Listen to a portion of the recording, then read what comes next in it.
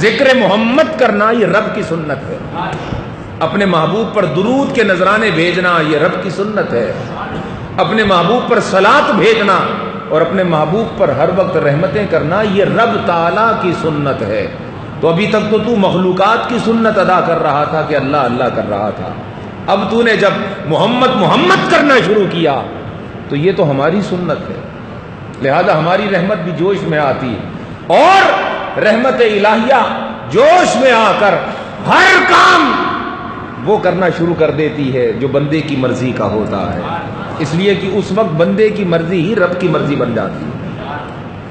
تو رب نے فرمایا لقد من اللہ علی المؤمنین اذ بعث فیہم رسولا، اللہ نے تم پر بڑا احسان کیا کہ تم ہی میں سے اپنی محبوب ہستی کو بھیجا جس کا ذکر میرا ذکر ہے،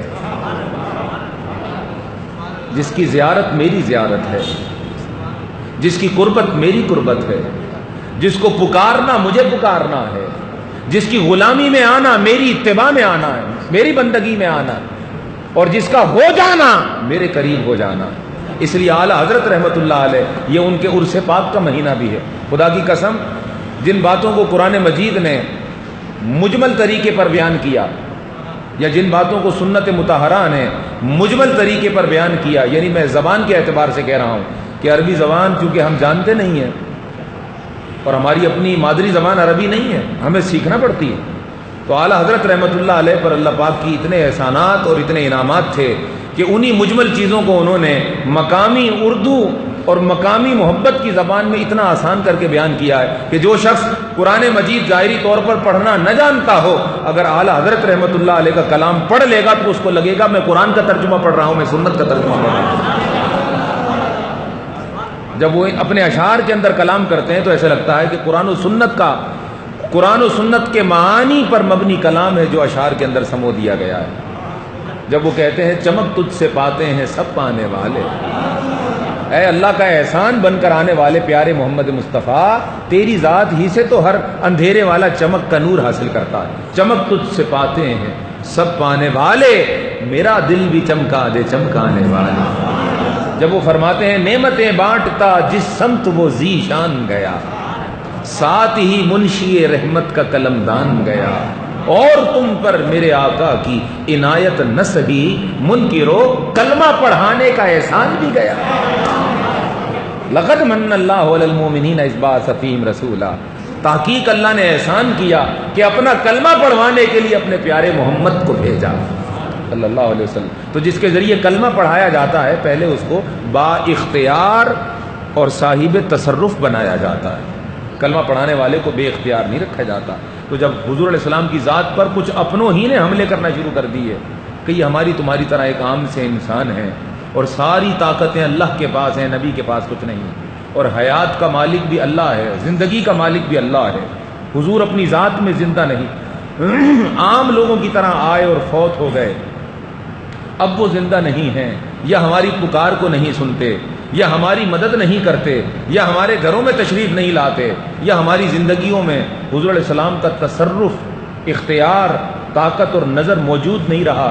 جب اپنے ہی کلمہ گو لوگوں کی طرف سے کچھ ایسے اعتراضات امت کے اندر پھیلائے جانا شروع کیے گئے، ہندوستان میں، پاکستان میں اس وقت متحد تھا یہ سارا خطہ، یعنی پوری امت کے اندر ایک ہوا ایسی چلی تنقیص رسالت کی، گستاخی رسالت کی، اور حضور علیہ الصلوۃ والسلام کی ذات پر عقیدے کے حوالے سے حملوں کی، تو اس وقت میں جس شخص نے اسلام کی روح کا دفاع کیا وہ خدا کی قسم بے شمار تھے، لیکن اعلیٰ حضرت رحمت اللہ علیہ کا شمار ان میں نہیں ہوتا، بلکہ وہ سب کے امام بن کر ابھرے، یعنی علماء میں ان کا مرتبہ سب سے اونچا تھا، اور عرفاء میں ان کا عرفان سب سے بلند تھا، اور حضور کے دین کا دفاع کرنے والوں میں وہ سپاہیوں میں شامل نہ تھے بلکہ ان کا رتبہ جرنیلوں کا تھا، وہ سپہ سالار تھے، اور ان کے ہاتھوں میں یہ جھنڈا انہوں نے خود نہیں تھاما، مدینے والی سرکار نے تھمایا۔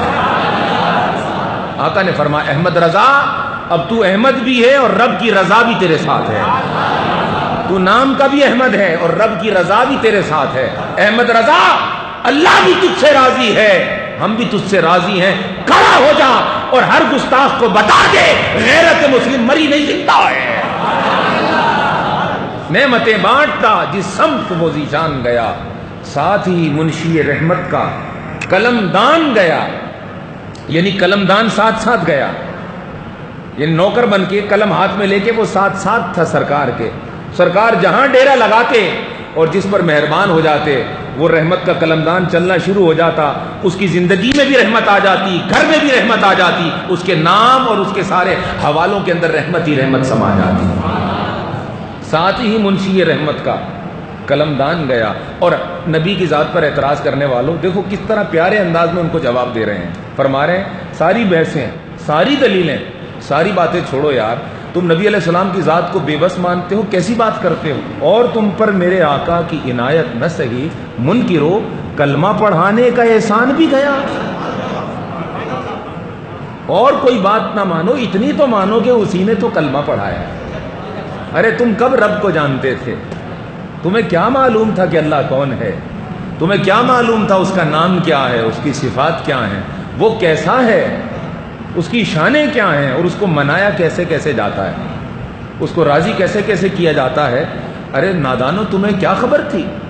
تم تو بت پرستی میں مبتلا تھے، تم تو زنا میں تھے، شراب میں تھے، جہالت میں تھے، جھگڑوں میں تھے، لڑائیوں میں تھے، مار کاٹ میں تھے، گلے کاٹنے میں تھے، آپس میں لڑ رہے تھے، تمہارے اندر فرقے تھے، تمہارے میں قومیں تھیں، تمہارے میں ذات پات تھی، اونچ نیچ تھی، پاکی ناپاکی تھی، عورتیں تمہارے لیے حرمت کی چیز نہیں رہی تھی، تم ان کو دفنا دیا کرتے تھے، ان کی عزت نہ کرتے تھے، علم سے تمہارا کوئی تعلق نہ تھا، لڑنا بھیڑنا تمہارا شیوا تھا، کھانا پینا تمہارا شوق تھا، جینا اور مر جانا بس تمہارے لیے اور کچھ بھی نہ تھا سوائے اس کے کہ آئے کیوں معلوم نہیں، گئے کیوں معلوم نہیں، ہر طرف جہالت ہی جہالت تھی۔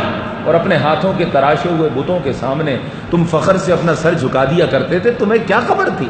ارے یہ تو آمنہ کے گھر میں بہار آئی، یہ تو عبداللہ کے گھر میں نور آیا، یہ تو عبد المطلب کے گھر میں گلشن اللہ نے رسالت کا سجایا جس کا نام محمد مصطفیٰ تھے۔ آقا آئے تو ہر طرف نور پھیل گیا، آقا آئے تو بھولی ہوئی انسانیت کو معلوم ہوا کہ ان کا کوئی رب بھی ہے، ان کا کوئی خالق بھی ہے، ان کا کوئی رازق بھی ہے، ان کا کوئی مالک بھی ہے۔ تو یہ تو آقا نے آ کر بتایا کہ یہ 360 یا اس طرح کے جھوٹے خدا یہ تمہارے معبود نہیں ہیں، تمہارا معبود وہ ہے جو تمہارا بھی معبود ہے، میرا بھی معبود ہے، سب کا معبود ہے۔ یہ تو آقا آئے، آقا نے آ کر بتایا لا الہ الا اللہ، اس ایک کے سوا کوئی معبود نہیں۔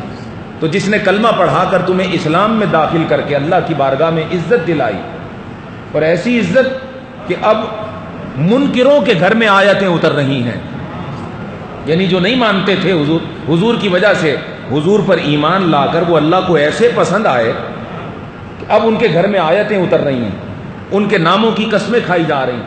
یعنی قرآن مجید میں اللہ نے صحابہ کے گھوڑوں کے سموں کی قسم کھائی، جن گھوڑوں پر صحابہ سواریاں کرتے ان گھوڑوں کے سم، پاؤں کا ناخن لگنے سے جب دھول اٹھتی تو اللہ رب العزت نے قرآن مجید میں اس دھول کی بھی قسم کھائی۔ پھر صحابہ کے اعزاز میں اللہ نے فرمایا رضی اللہ عنہم ورضوا عنہ، اے جماعت صحابہ محمد مصطفیٰ کی غلامی کا انعام یہ ہے اب میں بھی تم سے راضی ہوں، تم مجھ سے راضی ہو۔ رضا اتر رہی ہے، شفقت اتر رہی ہے، رحمت اتر رہی ہے۔ صدقہ کس کا ہے؟ وجہ کون ہے؟ وجہ تو ایک ہی ہے، حضور کی ذات۔ تو اعلیٰ حضرت کتنی باری پیاری بات کر رہے ہیں، فرماتے ہیں اور تم پر میرے آقا کی عنایت نہ سہی، باقی تو سارے سبق تم بھول گئے ہو، یہ بتاؤ کلمہ پڑھانے کا احسان بھی گیا۔ اب اس کا نتیجہ بیان کرتے ہیں کہ اگر یہ احسان تم نے نہ مانا، لقد من اللہ علی المؤمنین، اگر احسان تم نے نہ مانا معلوم ہے کیا ہوگا؟ اگر تم در مصطفیٰ یعنی در احسان مصطفیٰ سے پھر گئے تو پھر کیا ہوگا؟ تیرے در سے جو یار پھرتے ہیں، در بدر یوں ہی خار پھرتے ہیں، خواری، بیکاری، ذلت، مسکنت اور سارے جہان کی بے عزتی ان کا مقدر بنا دی جاتی ہے۔ تیرے در سے جو یار پھرتے ہیں، در بدر یوں ہی خار پھرتے ہیں۔ اور ہونا کیا چاہیے؟ نتیجہ دے رہے ہیں میں گدا ہوں، فقیر ہوں، میں گدا ہوں اس گلی کا جس میں مانگتے تاجدار پھرتے ہیں۔ بڑے بڑے بادشاہ اور شہنشاہ جہاں غلامانہ آنا اپنے لیے فخر محسوس کرتے ہیں، میں صرف اس ایک گلی کا فقیر ہوں، باقی سب در میں نے چھوڑ دی۔ اور پھر جب اس احسان کی قدر اور بڑھی تو حضرت کی زبان سے وہ سلام نکلا ہے جس نے پوری روئے زمین پر، عجب میں عرب میں ہر طرف دھوم مچا دی۔ اب آقا کو جس نے سلام کرنا ہو وہ اعلیٰ حضرت کے لکھے ہوئے سلام کا ایک طرح سے محتاج ہے۔ میں تو اپنی بات کرتا ہوں اس معاملے میں، چونکہ ذوق کی چیزیں کسی پہ تھوپی نہیں جا سکتی۔ یعنی آپ فرض کی اور واجب کی نصیحت تو کر سکتے ہیں کہ لازم ہے، لیکن اپنا ذوق تو مسلط نہیں نہ کر سکتے۔ ذوق میں تو آزاد ہے آدمی، شوق میں آزاد ہے آدمی، پابند نہیں۔ اپنا ذوق بتا رہا ہوں، خدا کی قسم بے شمار درود ہیں، بے شمار سلام ہیں، بڑے بڑے لوگوں نے لکھے ہیں اور بڑی بڑی خلوص نیت کے ساتھ لکھے ہیں۔ ان کی نیت میں شک نہیں کیا جا سکتا، ان کی عقیدت میں، وابستگی میں رتی برابر شک کرنا ناانصافی ہوگا۔ ہر ایک کی قدر و منزلت اپنی جگہ بجا، لیکن زبان اعلیٰ حضرت سے جو سلام لکھا ہے، اپنا ذوق بتا رہا ہوں، جب تک محفل میں وہ سلام نہ پڑھ لیا جائے لطف نہیں آتا، طبیعت کو چین نہیں ملتا، مزہ نہیں آتا، راحت نہیں ملتی۔ یعنی وہ سلام احمد رضا کی زبان سے نکلنے والا، اس سے اللہ اور اس کا رسول اتنا راضی ہے کہ جہاں جہاں محبت کا پانی بہتا ہے، جن جن سینوں میں عشق مصطفیٰ کا نور موجود ہے، جب تک ان محافل کے اندر یہ سلام اور اس سلام کے کلمات بلند نہ ہو جائیں، لگتا ہے محفل قبول ہی نہیں ہوئی۔ مصطفیٰ جان رحمت پہ لاکھوں سلام۔ پھر عقیدت اور سرشاری میں ڈوبا ہوا، اور عقیدہ جو قرآن و سنت نے دیا، اور عقیدہ اور شریعت کے اصولوں کا لحاظ رکھتے ہوئے بڑے خیال کے ساتھ اعلیٰ حضرت نے جو سلام لکھا اور ایک ایک گوشے کو اس سلام کے اندر سمو دیا۔ یعنی آقا کی نعت بھی آ گئی، اللہ کی حمد بھی آ گئی، صحابہ کی عزت بھی آ گئی، اہل بیت کی تعظیم بھی آ گئی، اولیاء اللہ کا احترام بھی آ گیا، اہل سنت کا عقیدہ بھی آ گیا، نماز بھی آ گیا، روزہ بھی آ گیا، اعمال بھی آ گئے۔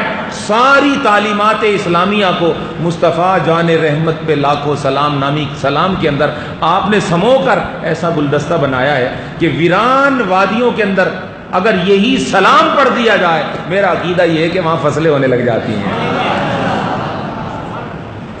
مصطفیٰ جان رحمت پہ، یعنی حضور علیہ السلام فقط رحمت نہیں ہے بلکہ رحمت کی بھی جان ہے، یعنی رحمت خود حضور علیہ السلام کی ذات کی محتاج ہے۔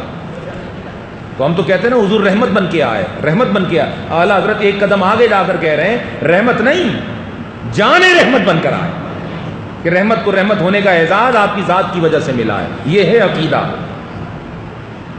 یہ ہے شریعت کا فہم، شریعت کی سمجھ۔ اور محمد جان رحمت نہیں، مصطفیٰ، ادب کی وجہ سے صفاتی نام، اور مصطفیٰ کا مطلب ہے جسے چنا گیا۔ تو نام مصطفیٰ کے اندر ہمارا عقیدہ چھپا ہوا ہے۔ یہ کہہ سکتے تھے نا محمد جان رحمت پہ لاکھوں سلام، نہیں، حضور علیہ السلام کا نام ذاتی محمد اور حضور علیہ السلام کا عطائی اور صفاتی نام مصطفیٰ، اور وہ کیا ہے؟ ان اللہ حصطفیٰ آدم و نوح۔ استفاء یستفی کا مطلب ہوتا ہے اللہ تبارک تعالیٰ اپنی خوشی اور رضا سے کسی کو چن لے۔ تو مصطفیٰ کی جو نام ہے اس میں عقیدہ یہ چھپا ہوا ہے۔ اور سب تو نبی بنائے گئے، پہلے بنے پھر نبی بنائے گئے، حضور نبی پہلے بنے بعد میں ظاہر کیے گئے۔ حضور علیہ السلام کو چنا ہی نبوت کے لیے گیا، حضور علیہ السلام کو چنا ہی رسالت کے لیے گیا۔ ہر کوئی بننے کے بعد نبی بنا، حضور نبی ہو کر ظاہر ہوئے۔ یہ مصطفیٰ کے نام کی یہ تشریح ہے۔ تو جب آپ پڑھتے ہیں نا مصطفیٰ جان رحمت لاکھوں سلام، شمع بز میں ہدایت پہ، شمع بز میں ہدایت، یعنی ہدایت کی بزم تھی اور اس کی جو شمع ہے وہ ذات مصطفیٰ ہے۔ شمع بز میں ہدایت پہ لاکھوں سلام۔ پھر آگے فرماتے ہیں کہ بے شمار اس کے اشعار ہیں، اور فرماتے ہیں کہ جس طرف اٹھ گئیں دم میں دم آ گیا۔ اب کرم کا، عطا کا، سخا کا جو مرکز اور منبع ہے وہ حضور کی ذات کو قرار دے رہے ہیں۔ فرمایا کہ یہ نہ سمجھو کہ تمہارے عمل سے انقلاب آئے گا، تمہاری اپنی ذاتی جد و جہد سے تبدیلی آئے گی، تمہاری اپنی کوشش اور کاوش سے نتیجہ حاصل ہوگا نہیں. یہ سب کرو لیکن منزل ملے گی کب؟ جب ان کی نظر میں آ جاؤ گے، جب نگاہ رحمت اٹھ جائے گی. جس طرف اٹھے گی اور جب اٹھے، جس طرف اور جس پر اٹھے گی اسی کی زندگی میں انقلاب آئے گا. جس طرف اٹھ گئی، دم میں دم آ گیا، واللہ اللہ اللہ، یہ بھی نہیں کہا دم آ گیا، دم میں دم، یعنی تمہارا عمل دم تھا، تمہاری کوشش دم تھی، تمہاری محنت دم تھی مگر بے دم تھی. تمہاری زندگی اگرچہ تم نے بڑی محنت کی، کوشش کی، جد و جہد کی، دم اس میں ڈالا، دم والے ہو گئے، مگر دم والے ہو کر بھی بے دم تھے، ٹیکنالوجی والے ہو کر بھی فیل تھے، افرادی قوت رکھنے کے باوجود بھی امت بیکار تھی، ایٹم بم رکھنے کے بعد بھی سر ایسے جھکے ہوئے ہیں.